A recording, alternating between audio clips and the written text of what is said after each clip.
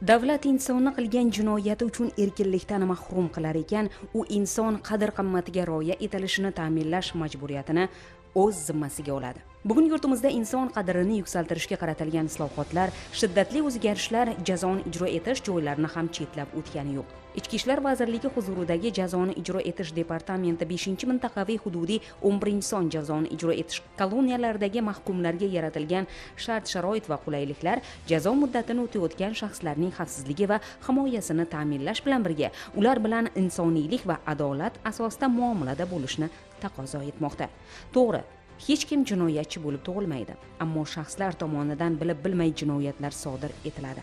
To'g'ri yo'ldan adashish esa yosh tanlamaydi. Sog'lom muhitda jinoyat sodir bo'lmaydi. Ichki ishlar vazirligi huzuridagi jazoni ijro etish departamenti 5-mintaqaviy hudud mintaqaviy muvofiqlashtirish markazi 11-son jazoni ijro etish koloniyasida muddatini o'tayotgan shaxslar uchun turli to'garaklar tashkil etilib, ularga zamonaviy kasb-hunar va xorijiy tillarni mukammal o'rgatish tizimi sifatli yo'lga qo'yilgan. Ayniqsa har payshanba kuni o'tkazilayotgan rahbar va yoshlar uchrashuvlari esa yosh mahkumlarning istaklarini ro'yobga chiqarishga asos bo'lyapti.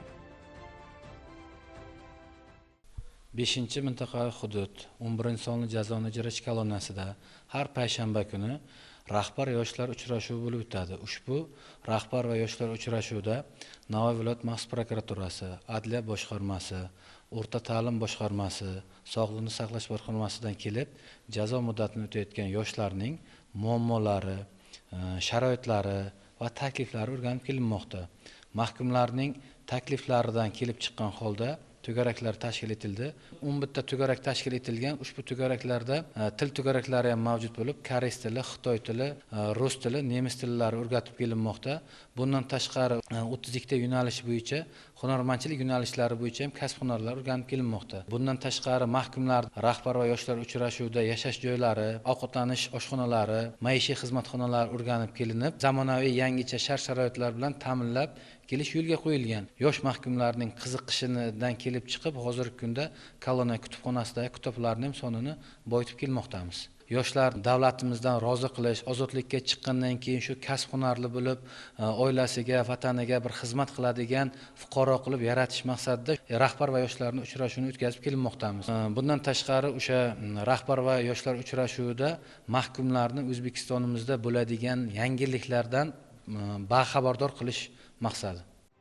Jazo muddatini o'tayotganlar orasida ozodlikdan mahrum etilgunga qadar chorvachilik, parrandachilik, baliqchilik, asalarichilik, dehqonchilik, issiqxona tashkil etish imkoniyati mavjud hududlarda istiqomat qilganlar ham borligi inobatga olinib, mazkur yo'nalishlar bo'yicha ham o'quv amaliyot markazlari tashkil etilgan. Bu markaz yosh mahkumlarning tadbirkorlik qobiliyatini rivojlantirish, ozodlikka chiqqach o'z yashash joyidagi mahallaga murojaat qilib, puxta ishlangan mutaxassislar tekshiruvidan o'tgan biznes loyihasi bilan imtiyozli kreditdan foydalanish imkonini yaratadi. Mahkumlarni kasb-hunarga o'rgatish o'quv amaliy poligonida agroponik mahsulotlarni yetishtirish issiqxonasi mavjud. 10 sotix yerda mehnat qilayotgan mahkumlar yer bilan tillashgan odam kam bo'lmasligini his etishmoqda. Jazoni ijro etish koloniyasida tashkil etilgan issiqxonada yetishtirilayotgan qishloq xo'jaligi mahsulotlarining soni yildan yilga ortmoqda. Bu yerda mehnat qilayotgan mahkumlar issiqxona tashkil etish va undan mo'l hosil olish bo'yicha biznes rejalarini taqdim etmoqda. O'zimizda qishloqda pomidor, bodring, har xil nimalar ekib, dala nimalari bilan shug'ullanib yurardik. Mana zonaga kelib ham 5 sotiq teplashamiz bor. Shularda pomidor, bodring mana 45 kunda tayyor bo'linganini 50 kunda hosilni terishni boshlasak, 8 marta, 10 martagacha teramiz. Pomidorimiz 90 kungacha tayyor bo'ladi. Pomidorlar ham xuddi shunday. 10 martagacha teriladi.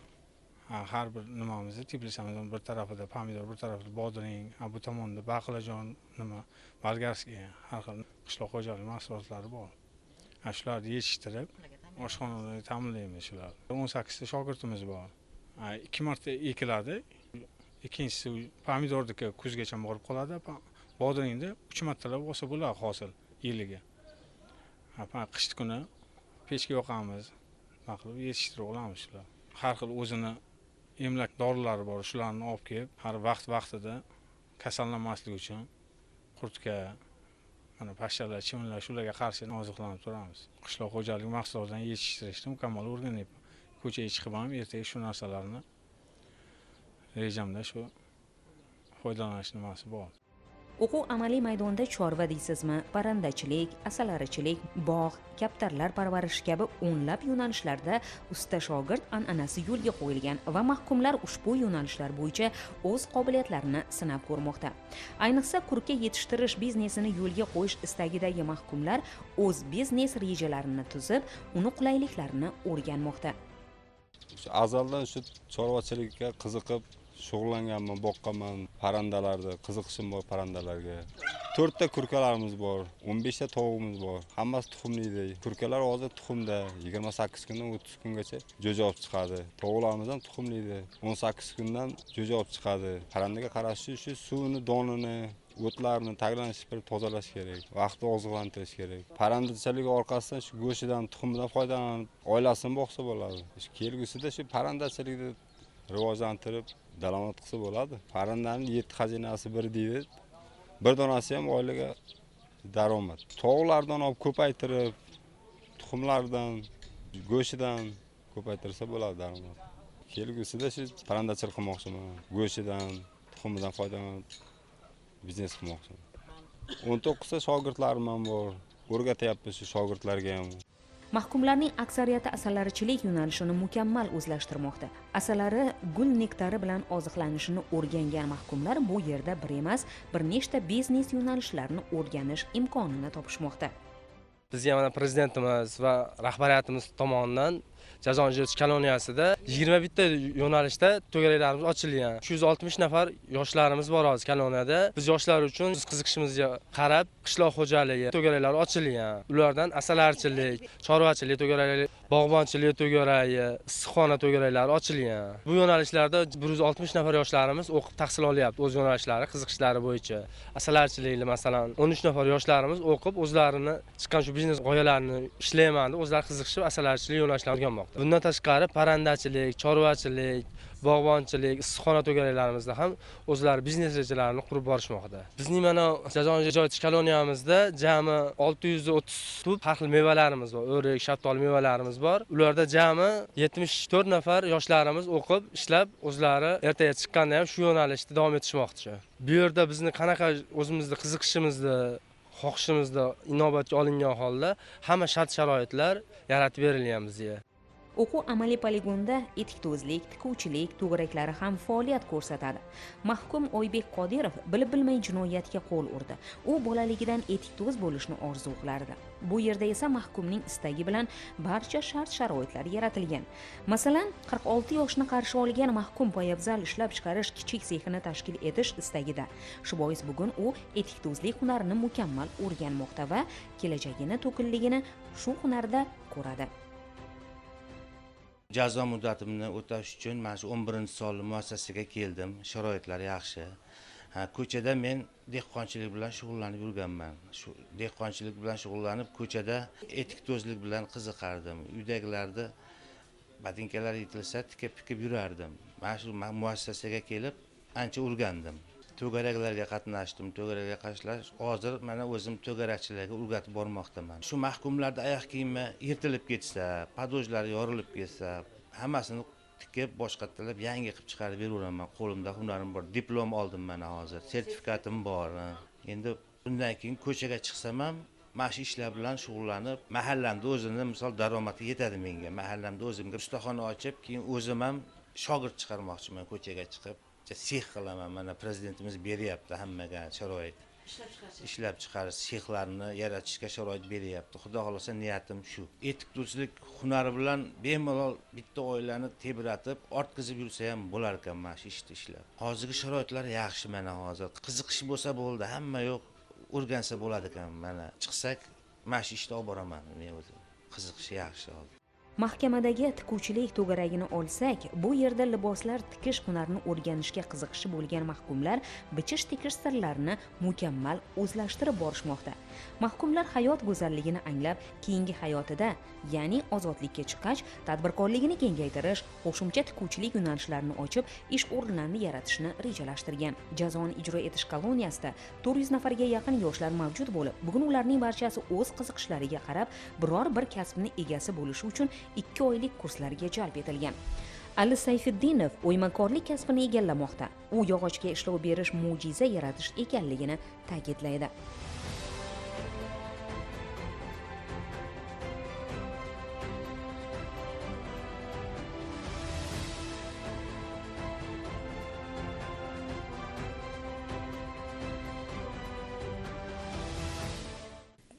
Yoshlikdan yog'ochga qiziqaman. Muassasaga kelgunimcha mebellar yasardik. Bu yerda turli to'garaklar bor. Ana shu o'ymakorlik to'garaklari, o'ymakorlik to'garagida qatnashdim va yog'och kesishni o'rgandim. Shaxmat ham, narda ham, shkatulka, krushkalar, ko'p narsa qilamiz yog'ochdan. Ko'pincha yong'oq daraxtidan yasaymiz. Men shogird bo'lib tushdim, o'rgandim. O'zim mustaqil yasab yuraman. Hunar o'rganish uchun 2 oylik to'garakni qatnashish kerak. Shu bitirgandan keyin sertifikat beradi. Ertaga ko'chaga chiqqanimdan keyin shu sertifikat bo'yicha biznes qilsam bo'ladi. Bu yerda jazo muddatini o'tayotgan shaxslar uchun ta'lim olish, xorijiy tillarni mukammal o'rganish to'garaklari ham mavjud. Jazo muddatini o'tayotgan mahkumlarni ozodlikka chiqqanlaridan so'ng tegishli kasb, hunar va tadbirkorlik bilan shug'ullanishlari, ijtimoiy hayotga moslashib, qayta jinoyatlar sodir etmasliklari uchun har choraklikda 2 oylik o'quv kurslari tashkil etilgan.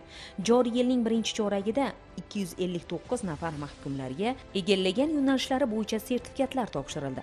Mahkumlarni hunarga o'rgatishda Hunarmandlar uyushmasi viloyat boshqarmasining hissasi katta bo'lyapti. Boshqarma tomonidan usta shogird tizimi asosida mahkumlarni kasb-hunarga yo'naltirish bo'yicha kompleks chora-tadbirlar amalga oshirib kelinmoqda. Muhtaram Prezidentimizning tegishli qarorlariga asosan hamda O'zbekiston Respublikasi Ichki ishlar vazirligi, Hunarmand uyushmasi hamda Bandlik vazirligi hamkorlikda tuzilgan memorandumga asosan 2020-yilning 4-choragidan boshlab jazoni ijro etish muassasalarida vaqtincha saqlanayotgan mahkumlarni hunarmandchilik faoliyati turlari bo'yicha qisqa muddatli o'quvlarni o'tkazish bo'yicha bir talay ishlar amalga oshirib kelinmoqda. Navoiy viloyatida bugungi kunda 5 ta jazoni ijro etish muassasalari bo'ladigan bo'lsa, mazkur barcha jazoni ijro etish muassasalarida bugungi kunda hunarmandchilik faoliyati turlari bo'yicha qisqa muddatli o'quvlar olib borilmoqda. Mana jumladan bugun Navoiy shahridagi 11-son jazoni ijro etish muassasasida o'quv jarayonini kuzatib bormoqdamiz. Bugungi kunda mana shu 11-jazoni ijro etish muassasasida 8 turdagi hunarmandchilik faoliyati turlari bo'yicha asosan yosh mahkumlar o'quvlarga yo'naltirilmoqda. Mana shu 2 oy davomida usta shogird an'anasi asosida mana shu jazoni ijro etayotgan usta hunarmandlarga shogirdlarni biriktirish orqali ularni demak hunarga o'rgatib, kelajakda ozodlikka chiqqanlarida mana shu hunar turi bilan foydalanib, o'zini turmush tarzini, shu bilan birgalikda ularni qo'shimcha daromad manbai bo'lish uchun, shu bilan birgalikda jazoni ijro etish muassasasida ularni bo'sh vaqtini bo'lmasligi bo'yicha mazkur chora-tadbirlar amalga oshirib kelinmoqda. Birgina mana shu 26-yilning 1-choragi davomida Navoiy viloyatidagi 5 ta jazoni ijro etish muassasasida 1500 nafardan ortiq mahkumlar o'qitildi. Va mana bugun mana shu 11-jazoni ijro etish muassasasida 340 nafardan ortiq o'quvlarni muvaffaqiyatli tugatgan mahkumlarga sertifikatlarni topshirish marosimi bo'lib o'tdi. Mana shu o'quvlar davomida biz muntazam usta hunarmandlarni jalb qilgan holda mana shu jazoni ijro etish muassasalariga tashrif buyurib, ularga yaratilgan shart-sharoitlar va ularni ish jarayonlari bilan yaqindan tanishib, doimiy biz ularni yaqin ko'makchimiz. Bugungi kunda milliy liboslar tayyorlash, rang tasvir miniatyura, yog'och o'ymakorligi, yog'ochdan tayyorlangan xalq hunarmandchiligi mahsulotlari tayyorlash, shu bilan birgalikda xattotlik, metaldan yasalgan buyumlar kabi faoliyat turlari bo'lgan bo'lsa, bugungi kunda qisqa muddatda biz kulolchilik faoliyat turini ham yo'lga qo'yishni rejalashtirganmiz. Bugungi kunda mana shu muassasada saqlanayotgan mahkumlarning ichida usta kulol hunarmandimiz mavjud bo'lib, hozirgi kunda kulolga usta shogird an'anasi asosida 20 nafardan ortiq shogirdlarni biriktirib, yaqin kunlar ichida mana shu faoliyat turini yo'lga qo'yishni biz reja qilib turibmiz.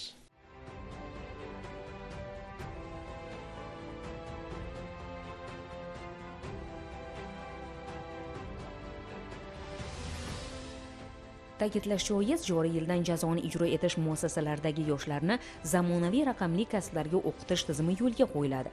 2026-27 mart kuni davlatimiz rahbarining jazoni ijro etish muassasalaridagi yoshlarni zamonaviy kasblarga o'qitishga oid chora-tadbirlar to'g'risidagi qaror qabul qilindi.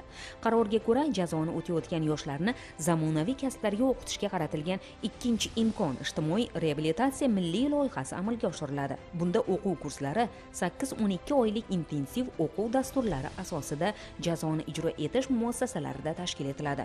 O'quv kurslariga ijtimoiy xavf katta bo'lmagan, uncha og'ir bo'lmagan va og'ir jinoyatlarni sodir etgan, jazoni o'tayotgan yoshlar jalb qilinadi. O'quv kurslariga jalb qilinganlar xorijiy tillarni o'rganish bo'yicha yagona intensiv dasturlar asosida ham o'qitiladi. O'quv kurslari yakuni bo'yicha tegishli dasturlarni o'zlashtirgan, jazoni o'tayotgan yoshlarga elektron shakldagi sertifikatlar beriladi. O'tkazilgan rahbar va yoshlar uchrashuvida mahkum yoshlar mamlakatimizda amalga oshirilayotgan so'nggi yangiliklar bilan tanishdi. 11-son jazoni ijro etish koloniyasida mualliflik mebellar tayyorlash yo'nalishi bo'yicha Bahodir aka ustozim yo'nalishida o'rgandim. Mana hozir o'sha yo'nalish bo'yicha yana mukammalroq o'rganmoqchiman. Hali o'rganmagan narsalarim bor yoqda. Mana o'rgangan hunarim, stul, mashinaqalarni hozir o'rgandim. Hozir eshik yasashni o'rganyapman. Mualliflik mebellarni tayyorlash to'garagida o'qidim. 3 oy o'qidim. Sertifikatni qo'lga kiritdim. Bu sertifikat bo'yicha xudo xolasa ozodlikka chiqqanimda mana shu yo'nalishi bo'yicha o'zimga bir kichikroq sex ochib, o'sha sexni yurgizmoqchiman o'zim. Payshanba yoshlar kuni munosabati bilan birga koloniya rahbariyati, turli korxona tashkilot rahbariyati biz bilan suhbat o'tkazyapti. Bizani qiziqishimiz haqida so'rashyapti. Kelgusida nima bilan shug'ullanishimizni, qanaqa imkoniyatlar borligini o'sha haqlarda bizga ma'lumotlar berishyapti.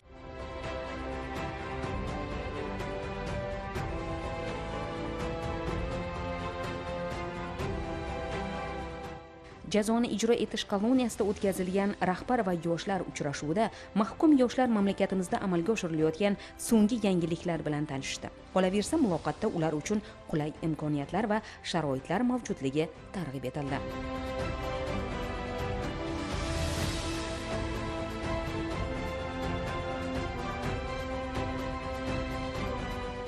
Payshanba rahbar va yoshlar kuni munosabati bilan navbatdagi manzilimiz Navoiy shahridagi 11-son jazoni ijro etish koloniyasi bo'ldi. Mana shu muassasada jazoni o'tayotgan 300 dan ortiq mahkumlar bilan suhbat o'tkazdik. Mana shu jarayonda bugungi kunda respublikamizda amalga oshirilayotgan qator islohotlar, amalga oshirilayotgan ishlar bilan birgalikda Hunarmand uyushmasi tomonidan ham amalga oshirilayotgan ishlar, bugungi kunda hunarmandlarga berilgan imtiyozlar bo'yicha mahkum yoshlar bilan atroflicha suhbat o'tkazildi. Bu suhbat har ikki tomon uchun ham manfaatli bo'ldi. Qator mahkum yoshlarimiz tomonidan mana Hunarmand uyushmasi tomonidan beriladigan sertifikat qo'lga kiritgani va yaqinda ozodlikka chiqishi bilan birinchilardan bo'lib Hunarmand uyushmasiga imtiyozli ravishda a'zo bo'lishib, o'z faoliyatlarini amalga oshirishi bo'yicha, demak, o'zlarini mamnuniyat bilan o'zlarini tavsiyalarini berishdi. Mana shu o'tkazilgan davra suhbatlari, uchrashuvlar ularni kelajakda hayotini to'g'ri yo'lga boshlashi bo'yicha, demak, albatta saboq bo'lib xizmat qiladi. Jazoni ijro etish koloniyasida mahkumlar uchun barcha shart-sharoitlar yaratilgan. Keng va shinam kutubxona mavjud bo'lib, bu maskanda 8 mingdan ziyod kitoblar jamlamasi bor. Bundan tashqari 15 mingdan ortiq elektron kitoblardan foydalanish imkoniyati ham yaratilgan. Mahkumlar IT yo'nalishlarini mukammal egallashlari uchun ham sharoit yaratilgan. Maskanda ta'sirchan tarbiyaviy turli tadbir va musobaqalarning tashkil etilishi mahkumlar salohiyatini oshirishga, kelgusida to'g'ri yo'ldan adashmasdan hayot kechirishlarini ta'minlashga zamin yaratmoqda.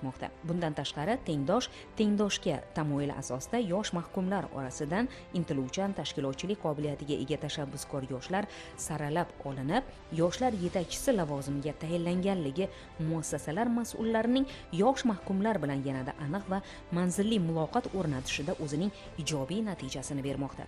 Darhaqiqat, jazo muddatini o'tayotgan shaxslarni qonunlarga hurmat va itoatkorlik ruhida tarbiyalash, ular ongida mehnatga ijobiy munosabat uyg'otish orqali kelgusida takroran jinoyat sodir etishlarining oldini olish, ozodlikka chiqqach jamiyatga oson moslashuvini ta'minlash borasida amalga oshirilayotgan ishlar markaz boshlig'i va boshqa mutasaddi idoralar rahbarlari tomonidan muntazam ravishda monitoring qilinib, muassasa mas'ullariga tegishli tavsiya va topshiriqlar berib borilayotganligi mazkur yo'nalishlarda ijobiy samaradorlikka erishishda muhim ahamiyat kasb etmoqda. Xulosa o'rnida aytish mumkinki, ayni paytda jazoni ijro etish koloniyalarida jazo muddatini o'tayotgan yosh mahkumlar ham ertaga jamiyatimizda bizni oramizga qaytadi. Shu bois ularni sog'lom fikrli shaxs sifatida qayta tarbiyalash, bo'sh vaqtlarini aniq maqsadlarga yo'naltirgan holda mazmunli band etish davr talabi.